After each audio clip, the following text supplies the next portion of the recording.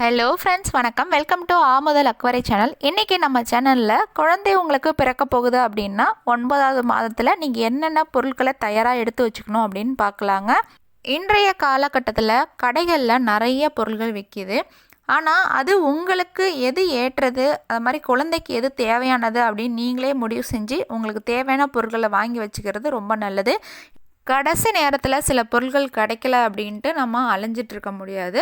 So அந்த மாதிரி என்னென்ன பொருட்கள் வேணும், என்னென்ன நீங்கள் எடுத்து வைக்கணும் அப்படின்றத ஒரு சின்ன ஆலோசனையாக தான் இந்த வீடியோவில் பார்க்க போகிறோம். வீடியோக்குள்ளே போகிறதுக்கு முன்னாடி உங்கள் எல்லாருக்கும் ஒரு சின்ன அன்பான வேண்டுகோள், நம்ம சேனல் பிடிச்சிருந்துச்சி அப்படின்னா லைக் பண்ணிக்கோங்க, சப்ஸ்கிரைப் பண்ணிக்கோங்க. நீங்கள் பண்ணுற லைக் தான் இதை நிறைய பேருக்கு எடுத்து செல்லும். அதே மாதிரி நீங்கள் பண்ணுற லைக் என்னை மோட்டிவேட் பண்ணி இன்னும் யூஸ்ஃபுல்லான வீடியோஸ் போடணும்னு தோணும். வாங்க வீடியோக்குள்ளே போகலாம். இப்போது டெலிவரி ஆக போகுது இன்னும் கொஞ்ச நாளில் அப்படின்னா நீங்கள் எடுத்து வைக்க வேண்டிய எல்லா பொருட்கள் பற்றியும் ஏற்கனவே ஒரு வீடியோ போட்டிருக்கேன். அதை பார்த்துட்டு இதை பாருங்கள். அதை பார்க்காதவங்களுக்கு டிஸ்கிரிப்ஷன் பாக்ஸில் நான் கொடுக்குறேன், கண்டிப்பாக போய் பாருங்கள். இன்றைக்கி என்னென்ன ஆலோசனைகள்னு பார்த்தீங்கன்னா, முதல் ஆலோசனை குழந்தைகளுக்கான ஆடைங்க. பிறந்த குழந்தைக்கு அதிக அளவு ஆடைகள் தேவையில்லை. அப்படி இருந்தாலும் நீங்கள் ஒரு 2 இல்லை 3 ஆடைகளை வாங்கி வச்சுக்கணும். அப்படி நீங்கள் ஆடைகள் வாங்கும்பொழுது நீங்கள் கவனத்தில் எடுத்துக்க வேண்டியது அதோட நூல் ரொம்ப முக்கியங்க. கண்டிப்பாக சின்ன துணியாக இருந்தால் கூட அது பருத்தியால் ஆனதாக தான் இருக்கணும். நல்லா காற்றோட்டம் இருக்கான்னு பார்த்துக்கணும். காற்றோட்டம் தரக்கூடியதாகவும் அது இருக்கணுங்க. ஏன்னா குழந்தைக்கோட மேனி ரொம்ப சென்சிட்டிவாக இருக்கும், அது ரொம்ப மிருதுவாகவும் இருக்குங்க. இரண்டாவது பொருள் பார்த்திங்கன்னா டயாப்பர், அப்படி இல்லைனா மாற்று துணி. நீங்கள் டயாப்பர் பயன்படுத்துகிறீங்கன்னா அது பெஸ்ட் ஆப்ஷன் நான் சொல்லுவேன். ஏன்னா அடிக்கடி குழந்தைங்க யூரின் போவாங்க. அப்போ கொஞ்சம் ஈரம் இருந்தாலும் குழந்தைங்க சரியாக தூங்க மாட்டாங்க, அழுதுகிட்டே இருப்பாங்க. ஏற்கனவே அவங்க உள்ளேருந்து வெளியில் வந்ததுனால நிறைய சுற்றுச்சூழல் பிரச்சனைகள் இருக்கும். அவங்களுக்கு டிஃப்ரெண்ட்டான ஒரு இடத்துல வந்துட்ட மாதிரி ஒரு ஃபீல் இருக்கும். கூடவே ஈரப்பதமும் இருந்துச்சுன்னா ரொம்ப கஷ்டப்படுவாங்க. அதனால் முடிஞ்ச வரைக்கும் அந்த நியூ பார்ன் டயாப்பர் வாங்கிக்கோங்க. இல்லை டயாப்பர் யூஸ் பண்ண மாட்டேன் அப்படின்றவங்க மாற்று துணியை ரெடி பண்ணி வச்சுக்கோங்க. இந்த மாற்று துணியும் பருத்தியால் தான் ஆயிருக்கணும். நீங்களே இப்போ டயாப்பர் செய்யலாம், ஈஸியாகவே செய்ய முடியுது. அது மாதிரி கடையிலையும் காட்டனில் இது மாதிரி டயாப்பர் கிடைக்கிது. நீங்கள் வாஷபிள் கூட நீங்கள் வாஷ் பண்ணிக்கலாம், இல்லைனா நீங்களே வீட்டில் ரெடி பண்ணி பயன்படுத்திக்கலாம். இப்படி நீங்கள் செய்கிறதுனால உங்களுக்கு செலவும் குறையும், உங்கள் குழந்தை ரொம்ப சௌகரியமாக ஃபீல் பண்ணுவாங்க. அது மட்டும் இல்லை, குழந்தைக்கு ஒரு சிறந்த சுகாதாரமான வாய்ப்பாகவும் இருக்கும். டயப்பரை மோஸ்ட்லி அவாய்ட் பண்ணிவிடுங்க. வெளியில் போகும்போது மட்டும் ரொம்ப நேரம் ட்ராவல் பண்ணணும் அப்படின்றப்ப பயன்படுத்திக்கலாம்.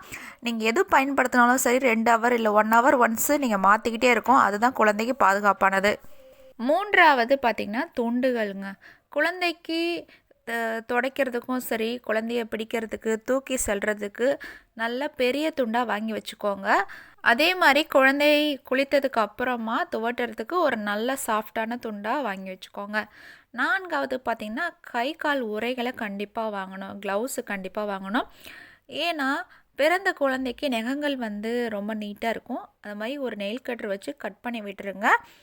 அது மட்டும் இல்லாமல் கை கால் உறையை போடும்பொழுது குழந்தைங்க நல்லா கதகதப்பாக ஃபீல் ஆவாங்க, ரொம்ப சேஃபாக ஃபீல் பண்ணுவாங்க. அது மட்டும் இல்லாமல் குழந்தையோட வளர்ச்சியும் நல்ல முறைகளையும் சிறப்பாகவும் இருக்கும். எப்பயுமே தாய் குழந்தைய கையில் மார்பில் அணைச்சி அந்த சூட்லேயே வச்சுட்ருக்க முடியாது. அந்த சமயத்தில் நீங்கள் இந்த மாதிரி கை கால் உறைகளை குழந்தைக்கு போடும்பொழுது குழந்தைங்க அவங்க அம்மா கிட்ட இருக்கிற மாதிரியே ஃபீல் பண்ணுவாங்க, பாதுகாப்பாகவும் உணர்வாங்க. 5வது படுக்கைங்க. குழந்தை தூங்குறதுக்கு நல்ல சௌகரியமான படுக்கையை நீங்கள் தயார் பண்ணி கொடுக்கணும். குறிப்பாக பிறந்த குழந்தைங்க அடிக்கடி சிறுநீர் மலம் கழிப்பாங்க. அதை ஞாபகம் வச்சுக்கிட்டு எளிதாக துவைக்கக்கூடிய, அதை மாதிரி சுத்தம் செய்யக்கூடிய ஒரு படுக்கையை நீங்கள் வாங்கணும். அந்த படுக்கை காற்றோட்டமாக இருக்கான்னு பார்க்கணும். அது மட்டும் இல்லாமல் பருத்தியால் செஞ்சப்பட்டிருக்கா அப்படின்னு பார்த்துக்கோங்க. படுக்கை ரொம்ப சாஃப்டாக மிருதுவாக இருக்கணும். அதுதான் குழந்தையோட உடல் ஆரோக்கியத்துக்கு ரொம்ப நல்லது. 6வது பார்த்திங்கன்னா கொசு வலைங்க. இன்றைய காலத்தில் கொசுகளுக்கு பஞ்சமே இல்லை, ரொம்ப அதிகமாகவே இருக்குது. அதுவும் குறிப்பாக பிறந்த குழந்தைகளுக்கு கூட இந்த காலத்தில் டெங்கு மலேரியாலாம் வருதுங்க. அந்த மாதிரி குழந்தைங்களுக்கு வராத வண்ணம் நீங்கள் கொசு வலை போட்டு குழந்தைய பாதுகாப்பாக வச்சுக்கோங்க.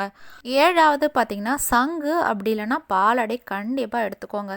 ஏன்னா குழந்தை பிறந்ததுக்கப்புறமா சில குழந்தைகள் சரியாக பால் குடிக்க முடியாது. அப்போ தாய்ப்பால் எடுத்து சங்கு வழியாகவோ இல்லை பாலாடை வழியாக தான் கொடுப்பாங்க.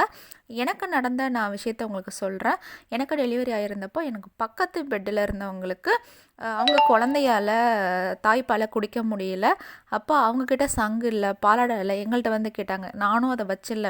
கண்டிப்பாக வச்சுருந்தேன்னா அந்த குழந்தைக்கு அது ரொம்ப பயன்பட்டுருக்கும். அது இன்ன வரைக்கும் என் மனசு கொஞ்சம் உறுத்திட்டே தான் இருக்குது. ஸோ நீங்கள் டெலிவரிக்கு ரெடி ஆகிட்ருக்கீங்க அப்படின்னா கண்டிப்பாக சங்கோ பாலாடையோ வச்சுக்கோங்க. உங்கள் குழந்தைக்காக இருந்தாலும் சரி, மற்ற குழந்தைக்காக இருந்தாலும் சரி. அந்த சமயத்தில் தாய்ப்பால் கொடுக்க முடியல அப்படி இல்லைன்னா தாய்ப்பாலை குழந்தையால் குடிக்க முடியல அப்படின்னா சங்கு ரொம்பவே பயன்படும். அந்த பாலாடையில் நீங்கள் பயன்படுத்துகிற உலோகம் இருக்குல்லையே, அதுலேயும் கொஞ்சம் கவனமாக இருக்கணும். வெள்ளி, வெண்கலம், பித்தளை, ஈயம் அப்படின்னு 4 வகைகளில் கிடைக்கிது. இதில் ஏதாவது ஒன்று தான் நீங்கள் பயன்படுத்தணும். வெள்ளியோ, வெண்கலமோ, பித்தளையோ, ஈயமோ, வேறு எந்த ஒரு உலோகத்தையும் நீங்கள் பயன்படுத்தாதீங்க. அடுத்ததாக 8வது பார்த்திங்கன்னா தேங்காய் எண்ணெய்ங்க. முடிஞ்ச வரையும் ரசாயனம் கலக்காத ஒரு தேங்காய் எண்ணெயை பயன்படுத்துங்க. குழந்தைக்கும் அதை நீங்கள் பயன்படுத்தலாம். அடுத்து 9வது குளிர்கால ஆடைகள். ஒருவேளை குளிர்காலத்தில் உங்கள் குழந்தைகள் பிறக்கிறாங்க அப்படின்னா அவங்க உடலை கதகதப்பாக வச்சுக்கிற மாதிரி ஆடைகளை நீங்கள் ரெடி பண்ணி வைக்கணும். கம்பளி துணியால் செய்யப்பட்ட சட்டை, சால்வையை பயன்படுத்திக்கலாம். இப்படி நீங்கள் செய்யறதுனால குழந்தையோட உடல் வந்து குளிர தாங்கிக்கும். குழந்தையும் ரொம்ப சௌரியமாக தூங்குவாங்க. 10வது தொட்டிலுங்க. குழந்தை எப்பயுமே நம்ம படுக்கையிலே படுக்க வைக்க முடியாது. சில சமயங்களில் அவங்க தூங்க மறுத்து ரொம்ப அழுதாங்க, அடம் பிடிச்சாங்க அப்படின்னா நீங்கள் இந்த மாதிரி தொட்டிலில் போட்டு தாலாட்டு பாடி குழந்தைய ஆட்டி தூங்க வைக்கும்போது சீக்கிரமாக தூங்கிடுவாங்க. இதுக்காக நீங்கள் பருத்தி சேலையோ இல்லைனா பருத்தியாலான நீளமான துணியையோ பயன்படுத்தி நீங்கள் தொட்டில் கட்டிக்கலாம். தொட்டில்னால் நான் தூளியை தான் சொல்கிறேன். நீங்கள் வந்து அந்த தொட்டில்னால் மரத்தொட்டில், அதுக்கப்புறம் மூங்கில் தொட்டில் அப்படின்னு நிறைய இப்போ மார்க்கெட்டில் விற்கிது. ஆனால் தாயோட சேலையில், அதுவும் பருத்தி சேலையில் நீங்கள் தொட்டில் கட்டி அது தூளியை கட்டி அது குழந்தைய வந்து நீங்கள் தூங்க வைக்கும்போது அவங்க ரொம்ப சுகமாகவும் பாதுகாப்பாகவும் உணர்வாங்க. நம்ம இது சம்மந்தமாக லேட்டஸ்ட்டாக தான் ஒரு வீடியோ போட்டிருக்கோம். எந்த தொட்டில் வந்து குழந்தைக்கு சிறந்தது அப்படின்ட்டு அதையும் டிஸ்கிரிப்ஷனில் கொடுக்குறேன், போய் பாருங்கள். ரொம்பவே பயனுள்ள ஒரு தகவல். இன்றைய இளம் தாய்மார்களுக்கு ரொம்பவே யூஸ்ஃபுல்லான ஒரு தகவலும் கூட. அதுக்கப்புறமா குளியல் பொடி வந்து நீங்கள் ரெடி பண்ணி வச்சுக்கணுங்க. இன்று ஷாம்பு, சோப்பு அப்படின்னு நம்ம நிறைய ரசாயனம் கலந்த குளியல் பொருளை தான் பயன்படுத்துகிறோம். ஆனால் நம்ம பாரம்பரிய குளியல் பொடி, தலைக்கு தேய்க்கிற பொடி அப்படின்னு நம்ம முன்னோர்கள் வச்சுருப்பாங்க இல்லையா, சிலது வீட்டில் இன்னமும் அதை பயன்படுத்திட்டு வராங்க. அந்த மாதிரி பொடிகளை நீங்கள் பயன்படுத்துங்க. ஒருவேளை உங்களுக்கு குழந்தைக்கு தேவையான குளியல் பொடியோ தலைக்கு தேவையான பொடியோ செய்ய தெரியாது அப்படின்றவங்க உங்களோட வீட்டில் இருக்க பெரியவங்கள்ட்ட கேட்டுக்கோங்க. அப்படி இல்லைனாலும் நம்மளுக்கு கமெண்ட் பண்ணுங்கள். கண்டிப்பாக நான் ஃப்யூச்சர் வீடியோவில் அதை நான் அப்லோட் பண்ணுறேன். அதுதான் குழந்தையோட உடல் நலத்துக்கு ரொம்பவே நல்லது. அடுத்து கடைசியாக பார்த்திங்கன்னா இன்னும் சில பொருட்கள் நீங்கள் கூட வச்சுக்கிறது ரொம்ப நல்லது. அது என்னன்னு பார்த்திங்கன்னா அந்த நகைவெட்டி, அதுக்கப்புறம் வீட்டில் தயாரிக்கப்பட்ட விளக்கெண்ணெயில் கண்மை, அடர்த்தியான பருத்தி போர்வை, இலவம் பஞ்சால் ஆன தலையணை இதெல்லாம் வச்சுக்கிட்டிங்கன்னா குழந்தைக்கு தேவைப்படும் போது பயன்படுத்திக்கலாம். நீங்களும் இதை பயன்படுத்திக்கலாம்.